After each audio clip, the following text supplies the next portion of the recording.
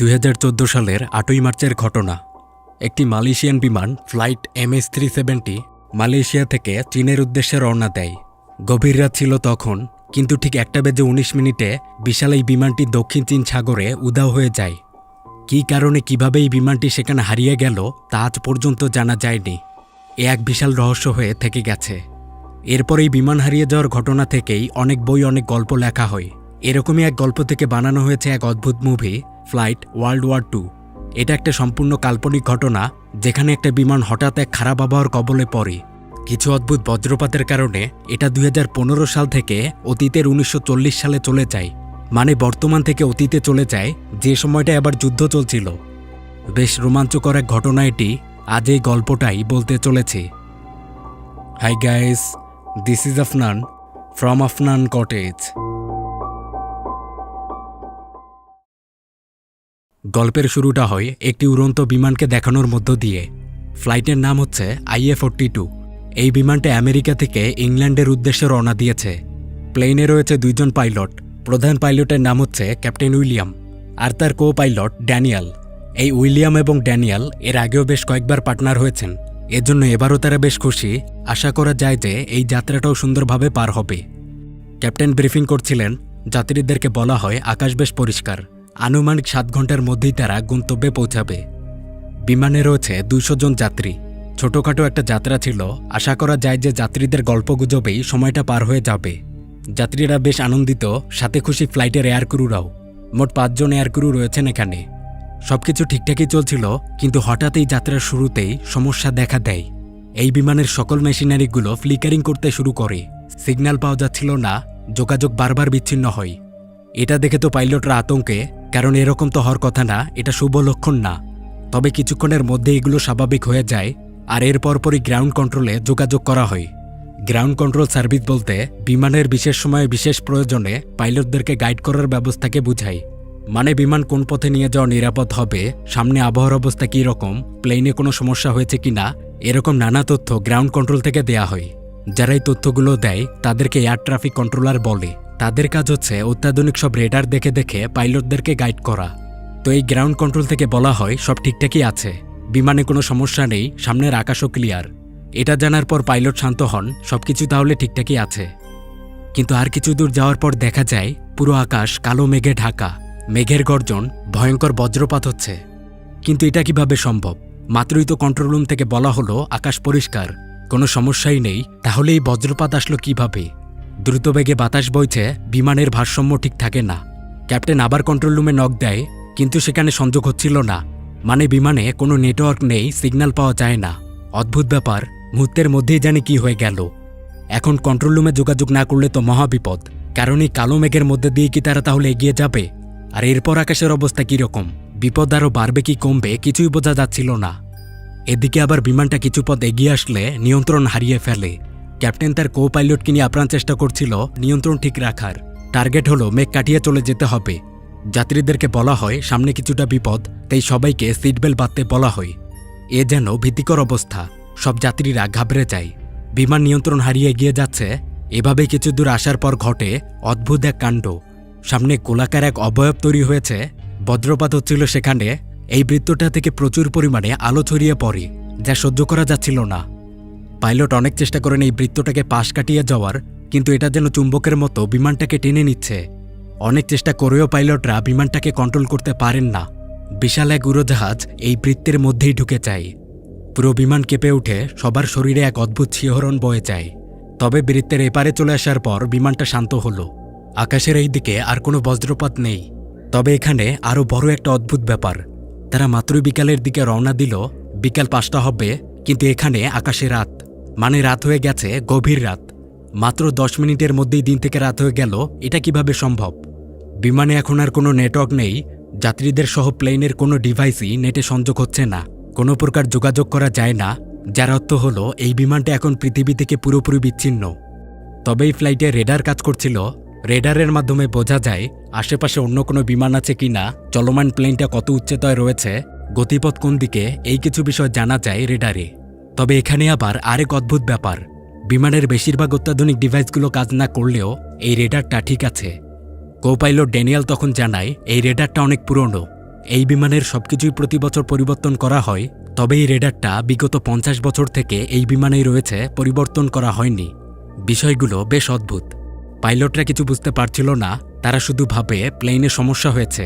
তারা আশায় আছে কন্ট্রোল রুম থেকে হয়তো এইসব কিছু ঠিক করে দেওয়া হবে, তারপর আর কোনো সমস্যা থাকবে না। এদিকে যাত্রীদের বেসামাল অবস্থা। তখন পাইলটরা জানান আকাশ খারাপের জন্য এমন হয়েছে। এটা আসলে অস্বাভাবিক কিছু না, বারমুডা ট্রায়াঙ্গেল পার হওয়ার সময় এরকমই প্রায়ই হয়। এটা একটা মিথ্যা ছিল, তারা কোনো বারমুডা ট্রায়াঙ্গেল পার হয়নি। যাত্রীদেরকে শান্ত করার জন্য তারা এই মিথ্যাটা বলে। এরপর পাইলটরা এগিয়ে যায়। কিছুক্ষণ পর ক্যাপ্টেন লক্ষ্য করেন রেডারে তারা ব্যতীত অন্য কোনো বিমানের চিহ্নই নেই। মানে তাদের কাছাকাছি 50 মাইল পথ পর্যন্ত অন্য কোনো বিমান আর নেই। এরকম তো হওয়ার কথা না, আকাশের এত বড় পথ নিয়ে তারা শুধু একাই এখানে রয়েছে। রেডারের সিগন্যালগুলো অদ্ভুত, তেমন কিছুই বোঝা যায় না।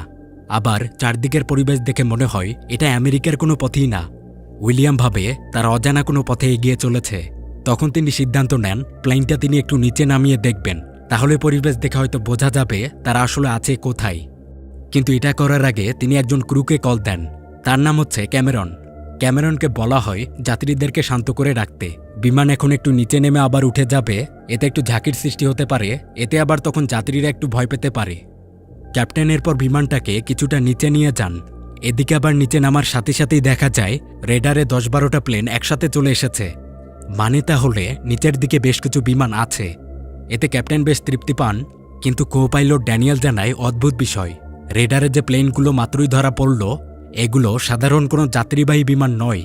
এগুলো আকারে অনেক ছোট, সেগুলো আবার খুব দ্রুত উড়ে যাচ্ছে। এদিকে বিমান আরও কিছু নিচে নামার পর দেখা যায় এখানে এক অবাক কাণ্ড। নিচে খণ্ড খণ্ডভাবে বোমাবাজি হচ্ছে। ছোট কিছু যুদ্ধ বিমান উড়ে যায়, মনে হয় এখানে কোনো একটা যুদ্ধ হচ্ছে। কিন্তু যুদ্ধ কি জন্য? এ সময় যুদ্ধ অবাক করা ব্যাপার। এই শহরের উপরে ধ্বংস চালানো হচ্ছিল। এই দৃশ্য দেখে যাত্রীরা অনেক ভয় পেয়ে যায়। তাদের এই সব কিছু স্বপ্ন মনে হচ্ছিল। ক্রু মেম্বাররা যাত্রীদেরকে শান্ত রাখার চেষ্টা করে, হৈহুল্লোর অবস্থা। একসময় দেখা যায় ক্যাপ্টেনদের কাছে এক যুদ্ধ বিমান চলে এসেছে। উইলিয়াম ভয় পেয়ে যান। দ্রুত বিমানটাকে আবার উপরে নিয়ে আসা হয়। উপরে আসার পর পরিবেশটা শান্ত হলো। তাহলে কথা হচ্ছে ক্যাপ্টেনরা এখন যেখানে যে পথে রয়েছেন তার ঠিক নিচে কোনো না কোনো যুদ্ধ হচ্ছে। কিন্তু এটা তো সম্পূর্ণ আজব ব্যাপার। ভিডিওর এই পর্যায়ে আপনাদেরকে একটা গুরুত্বপূর্ণ তথ্য দিয়ে দিই। আপনি কি জানেন এখন ঘরে বসে দেশের যে কোনো প্রান্ত থেকে সহজেই ঔষধসহ যাবতীয় হেলথ কেয়ার প্রোডাক্ট অর্ডার করতে পারবেন আরোগ্য অ্যাপে? আরোগ্য একটি হেলথ কেয়ার প্ল্যাটফর্ম, যেখানে প্রতিটি ঔষধের বিস্তারিত বিবরণ, জেনেরিক অনুযায়ী বিকল্প কোম্পানির ঔষধের বিবরণ এবং দাম সম্বলিত সঠিক তথ্য জানতে পারবেন। এছাড়াও প্রতি অর্ডারের সাথে থাকছে আকর্ষণীয় ডিসকাউন্ট, ক্যাশব্যাক এবং ফ্রি হোম ডেলিভারি সারা দেশ জুড়ে। আর আমরা তো জানি মাঝে মাঝে কিছু ঔষধ অনেক ফার্মাসি খুঁজেও পাওয়া যায় না, সেক্ষেত্রে অনেক ভোগান্তির শিকার হতে হয়।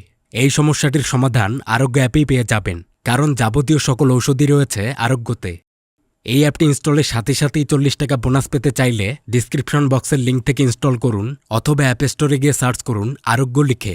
সেক্ষেত্রে বোনাস পেতে চাইলে আফনান কোডটি ব্যবহার করুন অ্যাপের রেফার বক্সে। অন্যদিকে যাত্রীরা আতঙ্কিত। তারা ক্রুদের কাছে জানতে চায় নিচে আসলে হচ্ছেটা কি, আর তারা কোন পথে যাচ্ছে। ক্রুরা এখানে তেমন কিছুই বলতে পারে না, তারা শুধু একটু ধৈর্য ধরতে বলে। এদিকে ক্যাপ্টেন একাধিকবার চেষ্টা করছেন কন্ট্রোল রুমে যোগাযোগ করার জন্য, কিন্তু কোনোভাবেই যোগাযোগ হয় না। এখন এই অবস্থায় সবার আগে যেটা জানতে হবে এই বিমানটা আসলে আছে কোথায়। এভাবে অজানা পথে তো এগিয়ে যাওয়া যাবে না, তাদের ইংল্যান্ড পৌঁছাতে হবে। তখন ক্যাপ্টেন বলেন তারা কিছু দূর এগিয়ে যাওয়ার পর আবার এই বিমানটা নিচে নামাবে। কাছাকাছি কোনো এয়ারপোর্ট থাকলে সেখানে ল্যান্ড করা ছাড়া তো আর কোনো উপায় নেই। কিন্তু ড্যানিয়েল এমনটা করতে মানা করে। সে বলে নিচে মাত্র যে অবস্থা দেখা গেল, এই যুদ্ধ পরিবেশে নেমে যাওয়া ঠিক হবে না, বড় বিপদ হতে পারে। তখন ক্যাপ্টেন জানান এছাড়া তো আর কোনো উপায় নেই, এভাবে ভেসে থাকলে কয়েক ঘন্টার মধ্যেই সব জ্বালানি শেষ হয়ে যাবে, তখন তো বিমানের আরও বড় বিপদ।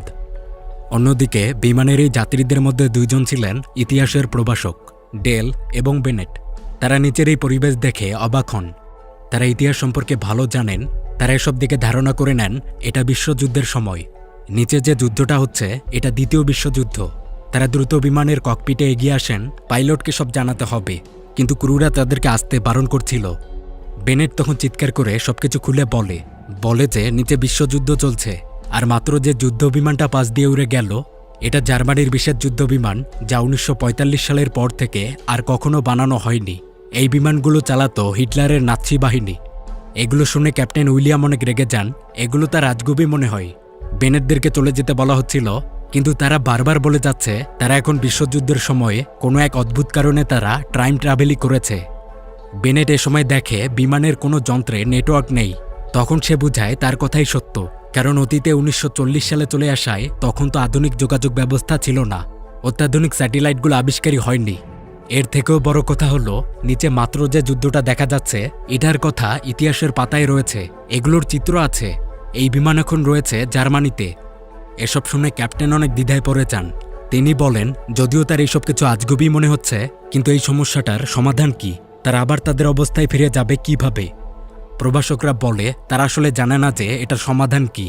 তবে তাদের ধারণা, প্লেনটা যেহেতু এক বজ্রপাতের মাধ্যমে অতীতে এসেছে, তাই আবার যদি এরকম কোনো বজ্রপাত দেখা যায় তাহলে হয়তো সেখানে আবার টাইম লুপ তৈরি হবে।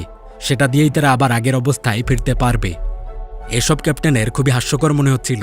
তিনি আপাতত বেনেটদেরকে যেতে বলেন, আর তাদেরকে বলে দেওয়া হয় এই ব্যাপারগুলো যেন অন্য কোনো যাত্রীরা জানতে না পারে। এরপর ক্যাপ্টেনরা আবার বিমানটা কিছুটা নিচে নামায়। নিচে নেমে আসায় হয়তো কোনো রেডিও সিগন্যাল পাওয়া যেতে পারে। উইলিয়াম রীতিমতো যোগাযোগের চেষ্টা করছে, আর হঠাৎ এ সময়ই ওয়াকিটকিতে একটা চ্যানেল কানেক্ট হয়। এক ব্রিটিশ সৈনিক কথা বলছে, তার নাম নিগেল। হুট করে এরকম সংযোগে আসায় ব্রিটিশ সৈনিক ক্যাপ্টেনদের পরিচয় চায়। ক্যাপ্টেন তখন দ্রুত তাদের পরিচয় দেন। এরপর বলেন তাদের সাহায্য দরকার। তারা অন্ধের মতো এই সীমাহীন আকাশে উড়ে বেড়াচ্ছে, তাদের নিচে যুদ্ধ হচ্ছে, পাশে আবার জার্মান যুদ্ধ বিমানগুলো উড়ে যায়।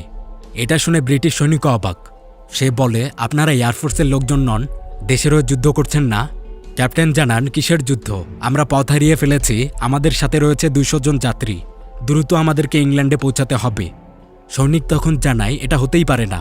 যুদ্ধের সময় কিভাবে একটা যাত্রীবাহী বিমান এই যুদ্ধপথে উড়ে যাচ্ছে?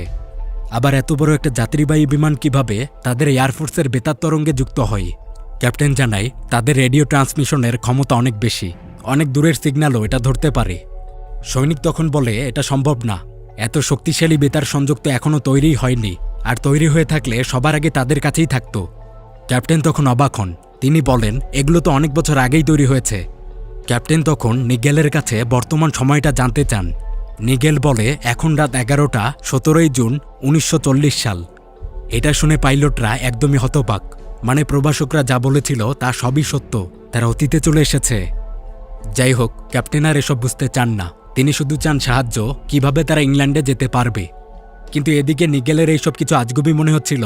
সে মনে করে এনারা হয়তো জার্মান বাহিনী আর তাকে বোকা বানাচ্ছে, তাই নিগেল সংযোগটা কেটে দিতে চায়। ক্যাপ্টেন তখন বাধ্য হয়ে প্রভাষকদের ডেকে আনেন। তারা হয়তো নিগেলকে এই সব কিছু বিশ্বাস করাতে পারবে। এরপর বেনেটরা এসে নিগেলের সাথে কথা বলেন। প্রভাষক বলেন তারা বর্তমান থেকে অতীতে চলে এসেছে, এটা অদ্ভুত হলেও সত্য। তারা এখন সম্ভবত ফ্রান্সের রেন নদীর উপর দিয়ে উড়ে যাচ্ছে। তো ইতিহাস অনুযায়ী আজকের এই দিনে এই রেন নদীর মধ্যেই ব্রিটিশ একটি জাহাজ ল্যান্ডকাস্ট্রিয়া ধ্বংস হয়। এখন এই জাহাজ যদি সত্যি সত্যি আজ ডুবে থাকে, তাহলে তাদের কথা সত্য, তারা ভবিষ্যৎ থেকে অতীতে এসেছে, এটা তাদের প্রমাণ। তারা অতীতের সব জানে। এসব শুনে নিগেল হতবাক হয়ে যায়, কারণ কিছুক্ষণ আগেই ব্রিটিশ জাহাজটা ধ্বংস হয়েছে। তাহলে ক্যাপ্টেনরা যা বলছে তা সব সত্য। তো এখন নিগেল জানায় সে ক্যাপ্টেনদেরকে সাহায্য করতে চায়, তবে তার আগে তাকে এই ব্যাপারগুলো তার কমান্ডারকে জানাতে হবে। কমান্ডার পারমিশন দিয়ে দিলেই সে ক্যাপ্টেনদেরকে সাহায্য করবে। সৈনিকের পরে সে কমান্ডারকে এসব জানায়। এদিকে বিমানের এক যাত্রী লুকিয়ে পাইলটদের এইসব কথা শুনে ফেলেছিল। সে পরিস্থিতি বুঝে যায়। প্রভাষকদের কাছে কিছু ইতিহাসের বই ছিল, এগুলো ঘেটে ঘেটে সে নিচের পরিবেশের সাথে সব মিলিয়ে নেয়। এতে সেও পুরোপুরি কনফার্ম হয় যে তারা অতীতেই চলে এসেছে। বিষয়টা সে লুকিয়ে রাখে না, বিমানের অন্য সব যাত্রীদেরকে তা জানায়। সবাইকে বলা হয় তারা এখন 1940 সালে। এটা যাত্রীদের কেউ বিশ্বাস করে না, লোকটাকে পাগল মনে করা হয়। তখন লোকটা যাত্রীদেরকে নিচে তাকাতে বলে। প্রভাষকদের বইগুলোকে দেখানো হয়। এতে আবার কিছু যাত্রী এই লোকটার পক্ষ নিয়েছিল, বাকিরা এগুলোকে পাগলের প্রলাপই মনে করে। একটা সময় লোকটা যাত্রীদেরকে উদ্দেশ্য করে বলে, আমরা এখন যুদ্ধের উপর দিয়ে চলে যাচ্ছি, এক সময় কিন্তু এই বিমানের জ্বালানি শেষ হয়ে আসবে, তখন নিচে ল্যান্ডিং করা ছাড়া আর কোনো উপায় নেই। কিন্তু নিচে নামলে কি হবে? যুদ্ধ হচ্ছে, আমরা রয়েছি ফ্রান্সে, নামা মাত্রই হিটলার বাহিনী আমাদেরকে মেরে ফেলবে, কারণ আমরা হচ্ছি তাদের শত্রু আমেরিকান। বিমানে থাকলেও মৃত্যু, নিচে নামলেও মৃত্যু, তবে আমরা কিন্তু এই মৃত্যুটাকে মহান বানাতে পারি। আমরা চাইলেই কিন্তু এই প্লেনটা পুরো জার্মান বাহিনীর উপর ক্র্যাশ করাতে পারি, হিটলারকে মেরে ফেলতে পারি। আমাদের কাছে ইতিহাস আছে, আমরা জানি জার্মানরা এখন কোথায়। যেহেতু আমরা মারাই যাব, তাহলে চলুন আমরা নিজেদেরকে উৎসর্গ করে দেই, হিটলার বাহিনীর অবসান ঘটাই। এগুলো বেশিরভাগ মানুষ পাগলের প্রলাপ মনে করলেও কিছু মানুষ আবার এই লোকটার পক্ষ নিয়েছিল। তারা এখন ক্যাপ্টেনদেরকে এটাই করতে বলবে। এই বিমানে আবার কিছু আর্মি অফিসারও ছিল, তারা এসে এই লোকদেরকে বাধা দেয়। অফিসাররা এই লোকটাকে বিশ্বাস করে না, তাকে প্লেন হাইজ্যাকার বলা হয়, জঙ্গি বলা হয়। এতে তাদের মধ্যে দ্বন্দ্ব লেগে গিয়েছিল, বিমানে অস্থির অবস্থা বিরাজ করছে। কিছুক্ষণ এভাবেই চলার পর ওই লোকটাকে থামানো হয়। অফিসার এখানে বলেন, আমরা যদি অতীতে এসেও থাকি, তারপর এই প্লেনকে নিচে ক্র্যাশ করা যাবে না, কারণ কোনোভাবে যদি এই প্লেনটা অক্ষত থেকে যায়, তাহলে এটা শত্রু বাহিনী ব্যবহার করতে পারবে, তাহলে তারা আরও শক্তিশালী হবে। আবার এখানে যে ইতিহাস বইগুলো রয়েছে, এগুলো পড়ে ফেললে তো জার্মানরা সবকিছু পরিবর্তনই করে ফেলবে, তখনই হিটলারই বিশ্বযুদ্ধে জিতে যাবে, এটা কোনো মতেই হতে দেওয়া যাবে না। এদিকে নিগেল ক্যাপ্টেনদের সাথে যুক্ত হয়েছিল, তাদের কমান্ডার ক্যাপ্টেনদেরকে সাহায্য করতে রাজি। এখন তাদের কি সাহায্য দরকার? ক্যাপ্টেন বলেন তারা একটা নিরাপদ জায়গা পেতে চায়, যেখানে তারা ল্যান্ডিং করতে পারবে, আর যাত্রীদেরকে আশ্রয় দিতে হবে। আরও একটা ব্যাপার জানতে চাওয়া হয়, কাছাকাছি কোথাও কোনো বজ্রপাত হচ্ছে কি না। এসব শুনে সৈনিক বলে, ঠিক আছে, নিরাপদ জায়গায় নিয়ে যাওয়া হবে, কিন্তু এজন্য দরকার ক্যাপ্টেনদের বিমানের একদম সঠিক অবস্থান। ক্যাপ্টেনরা এখন ঠিক কোন জায়গাটায় আছে এটা জানা গেলেই নিগেল তাদেরকে গাইড করতে পারবে।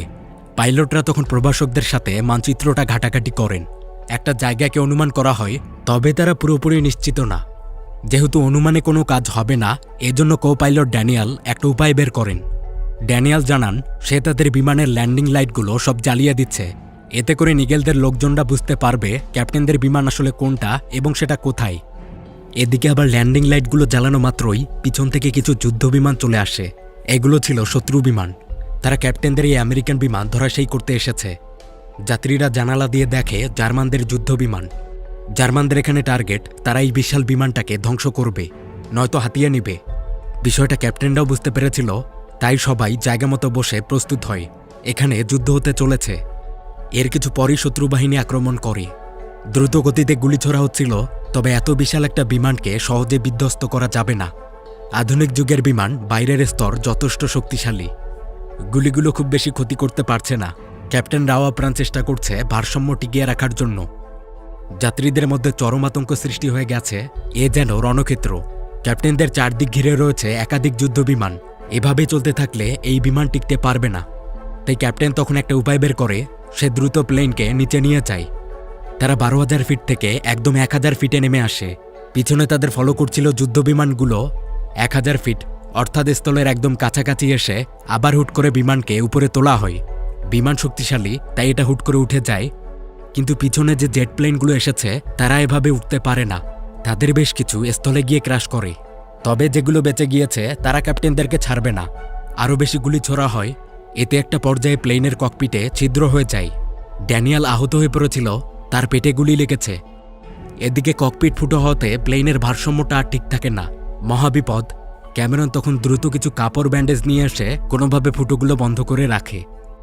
অন্যদিকে ক্যাপ্টেন বিমানটাকে মেঘের উপরে নিয়ে যায়। এত উপরে চলে আসায় তারা হামলা থেকে আপাতত রেহাই পেল।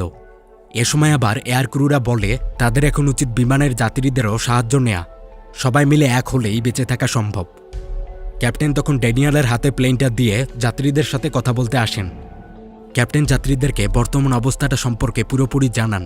ক্যাপ্টেন বলেন বিমান হামলায় ককপিটে বেশ কিছু ছিদ্র হয়েছে, সেগুলো যদিও কোনোভাবে বন্ধ করে রাখা হয়, কিন্তু এতে বিপদ কাটেনি। গোলাবাজিতে বিমানের ল্যান্ডিং গিয়ারও এখন নষ্ট। এখন এটা ঠিক করা না হলে তারা ল্যান্ডিং করতে পারবে না, ভেসে ভেসেই তাদের মৃত্যু হবে। তো এখন এটা ঠিক করার জন্য কিছু লোক দরকার। ক্যাপ্টেন একা ঠিক করতে পারবে না। সকল যাত্রীরা এখানে ভয় থাকলেও 2 জন সাহসী যাত্রী উঠে দাঁড়ায়। একজন হচ্ছে টেরেসা, অন্যজন হেক্টর। এরপরে এই 2 জনকে সাথে নিয়ে বিমানের নিচতলায় আসা হয়। এখানেই রয়েছে প্লেনটার ল্যান্ডিং গিয়ার। এখানে আবার এই 2 জন লোকের মধ্যে টেরেসা ছিল ইঞ্জিনিয়ার। সে এসে সমস্যাটা খুঁজে বের করে, কিছু ছিঁড়ে যাওয়া তারকে জোড়া লাগানো হয়।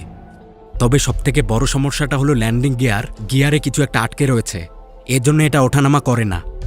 এখন যে কাউকে এই ল্যান্ডিং গিয়ার পর্যন্ত যেতে হবে, গিয়ার থেকে আটকে যাওয়া জিনিসটা সরালেই সমস্যাটা শেষ। কিন্তু কথা হলো চলন্ত বিমানে কে এখন এই গিয়ার পর্যন্ত যাবে? ক্যাপ্টেন যেতে চাইলে বাকিরা তাকে বাধা দেয়। কারণ ক্যাপ্টেন এই বিমানের প্রধান পাইলট, তার কিছু হলে সর্বনাশ হয়ে যাবে। তাই তখন হেক্টর গিয়ার পর্যন্ত নেমে যায়। খুবই বিপজ্জনক কাজ। চলন্ত বিমানে এভাবে নামা অনেক বড় সাহসের ব্যাপার। হেক্টর গিয়ার থেকে জিনিসটা সারিয়ে নেয়, এরপর ল্যান্ডিংটা ঠিক হয়ে গেল।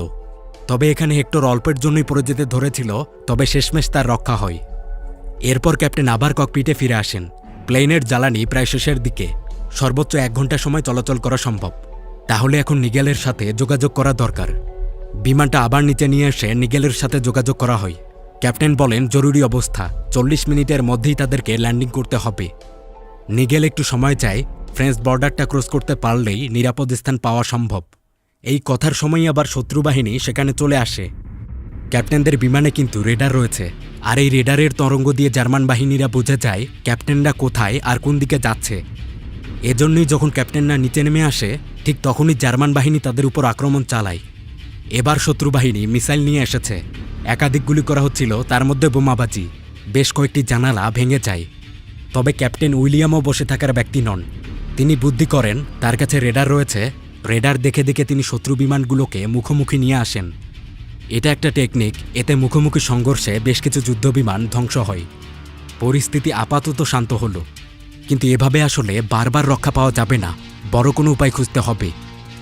ড্যানিয়েল তখন বলে, আমাদের যে রেডার রয়েছে এটা দিয়ে আমরা যেমন জার্মানদেরকে দেখতে পাই, ঠিক একইভাবে তারাও কিন্তু আমাদের খোঁজ পেয়ে যাচ্ছে, যেহেতু এই রেডারের তরঙ্গগুলোকে ওই যুদ্ধবিমানগুলো ধরে ফেলে। এ সময় বেনেট বলেন, একটা উপায় আছে। আমরা যদি আমাদের এই রেডারটা খুলে ফেলি আর সেটা নিগেলকে দিয়ে দেই, তাহলে তো জার্মানরা আমাদের অবস্থান খুঁজে পাবে না, যেহেতু রেডারটা আমাদের কাছেই থাকছে না। আবার অন্যদিকে নিগেল এই রেডারটা পেয়ে গেলে সে এটা দেখে দেখে আমাদের সামনের পথগুলোকে বলে দিতে পারবে। আমরা তখন লুকিয়ে নিরাপদে চলে যেতে পারবো। মোট কথা তারা জার্মানদের কাছ থেকে লুকাবে আর নিগেল তাদেরকে গাইড করবে। তো এটারই সিদ্ধান্ত হয়।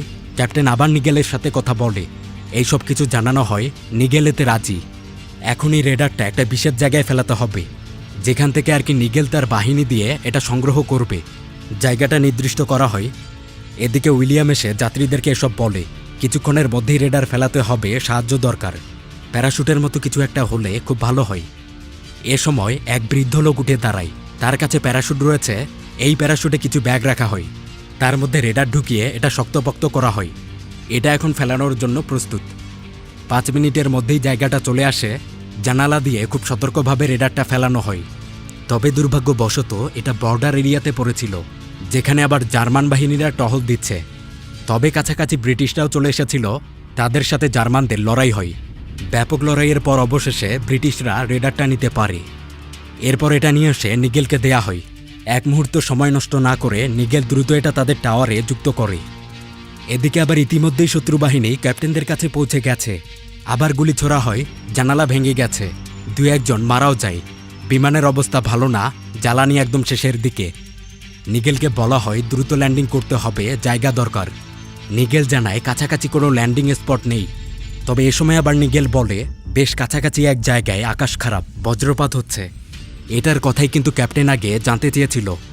ক্যাপ্টেন তখন নিগেলকে বলে ওই জায়গাটার পথ বলে দিতে। নিগেল তাদেরকে গাইড করে আর বিমানটাকে ঠিক এই জায়গাটায় নিয়ে আসা হয়। বিমানের জ্বালানি একদম শেষ, এখানে আর ল্যান্ডিং করা যাচ্ছে না। ক্যাপ্টেন তখন এই বজ্রপাতের মধ্যেই যেতে চায়। নিগেলকে বিদায় জানানো হয়। এরপর এই বিমানটা এই বজ্রপাতের মধ্যেই ঢুকে পড়ে। আবার এক শিহরণ বয়ে যায়, প্রচুর আলো। আলো কেটে গেলে দেখা যায় তারা আবার আগের অবস্থায় ফিরে এসেছে। এটা 2015 সাল, ইংল্যান্ডের এয়ারপোর্ট। বিমান ক্ষতিগ্রস্ত, তবে মানুষরা অক্ষত আছে। অবশেষে দীর্ঘ 7 ঘন্টার এক অদ্ভুত বিভীষিকাময় যাত্রার পর ফ্লাইট IA-42 তার গন্তব্যে পৌঁছালো। যাত্রীরা অবাক হয়ে এসব ভাবছে। এই অদ্ভুত যাত্রার কারণ তারা জানে না, তবে তারা যে বেঁচে ফিরেছে এটাই সবথেকে বড় কথা। সব যাত্রীরা এক এক করে নেমে যায়, শুধু একজনই বাকি ছিলেন, এক বুড়ো লোক। এই লোকটাই আগে প্যারাশুট দিয়েছিলেন। ক্যাপ্টেন এসে বুড়ো লোকটাকে বলেন, আপনাকে ধন্যবাদ, বিপদ এখন আর নেই, আমাদের নামতে হবে। তখনই লোকটা ক্যাপ্টেনকে বলেন, ক্যাপ্টেন আপনি অনেক সাহসী ও বুদ্ধিমান। আপনি যদি নিগেলকে রেডারটা না পাঠাতেন তাহলে হয়তো এত এত যাত্রী বেঁচে ফিরতে পারত না। এটা শুনে ক্যাপ্টেন বলেন, আপনি কিভাবে জানেন যে আমরা রেডার পাঠিয়েছি নিগেলকে? এই নিগেল নামটা আপনি জানেন কিভাবে? তখন এই লোক জানায়, বয়স বেড়েছে জন্য কি আমাকে চিনতেই পারলেন না? আমি তো ছিলাম 1940 সালের সৈনিক নিগেল। অতীতে আমি আপনাদের গাইড করেছি, আবার বর্তমানে আপনাদের বিমানে যাত্রী হয়ে যাত্রাও করলাম। আসলে এখানে এই বৃদ্ধটাই ছিল নিগেল। সে অতীতে বিশ্বযুদ্ধ করেছিল, সেই ছিল সৈনিক। ক্যাপ্টেনদেরকে ইনি সাহায্য করেছিল। বর্তমানে তার বয়স বেড়ে গেছে, আবার যাত্রী হয়ে সে এই বিমানে যাত্রাটাও করল। এটাই ছিল এখানের সবথেকে বড় অদ্ভুত ঘটনা, আর এরই মাধ্যমে এই অদ্ভুত গল্পটার শেষ হয়।